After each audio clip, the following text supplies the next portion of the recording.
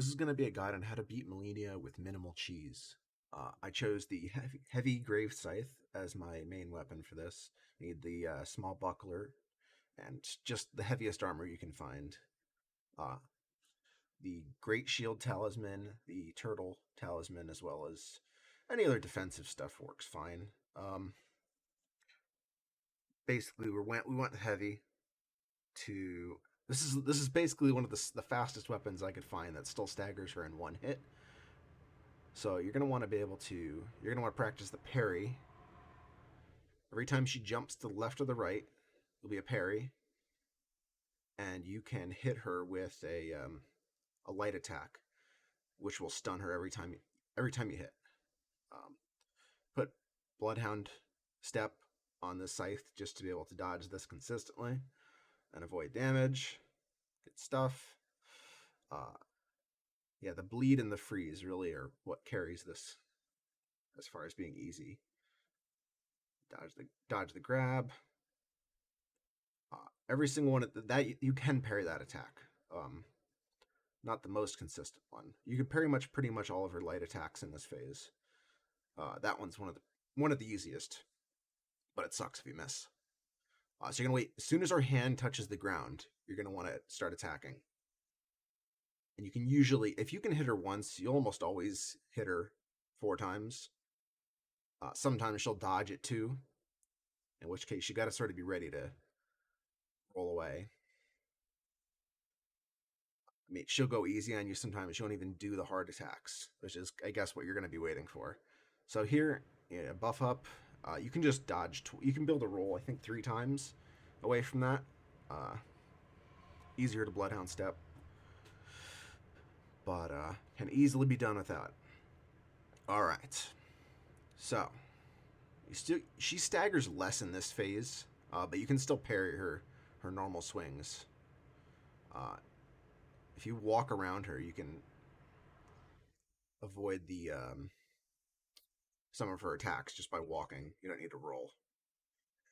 And it's sometimes worth taking hits just to be able to continue to stagger her, because that seems to be the only way you can consistently beat this boss, is to take advantage of her weak poise. I think that's intended more than that is like cheesing the boss, but hey, what do I know? Anyways, really, parrying will get you pretty darn far. 3 parries equals a stagger riposte. So you can riposte her and then hit her 2 to 4 times. And with your poise, it sometimes is worth just swinging away at her, because there you go.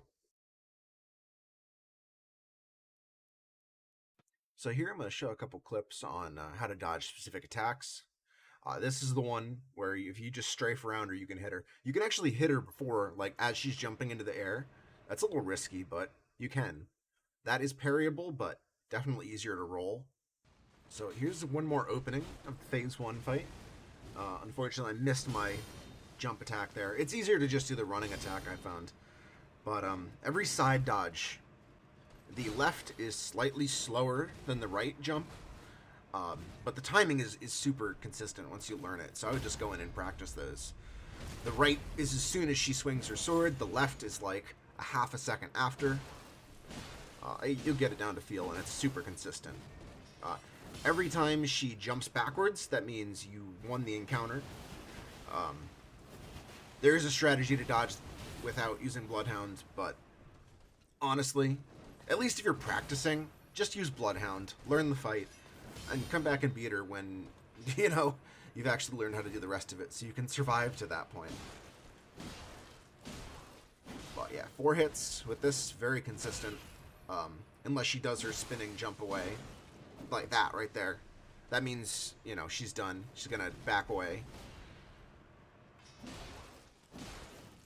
On the sideways jump. But you can always parry that with this weapon. If you get a swing, she jumps sideways, you'll recover in time to be able to parry that left jump. The right jump is a little tighter timing, but like that. I couldn't parry that there, so I kept swinging. And there you go, at the bleed. So here's one of my phase 2s from earlier on.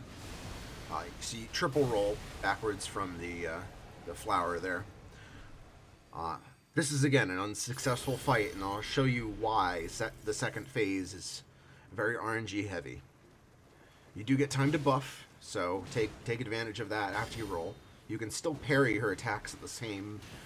They have the same timing. The right and the left jump are the two you're looking for. Parry that. That's 3. Can you get her a post? Easy. You can also, again, hit her. As soon as her hand touches the ground, you can get 4 swings in with this weapon. So every time she jumps into the air, even though there's now a new attack that also looks like that, she has, I think, 3 where she jumps into the air. So there's that and this. This combo is absolutely nonsense. You have to just hope you don't get it. There's really no way around it. If she does that into that, you're going to take some damage.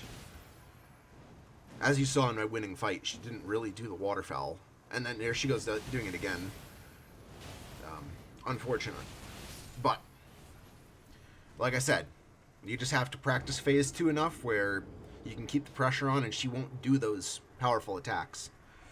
It is all about DPS and staying on her. I wish you good luck, and show this boss who's boss, right?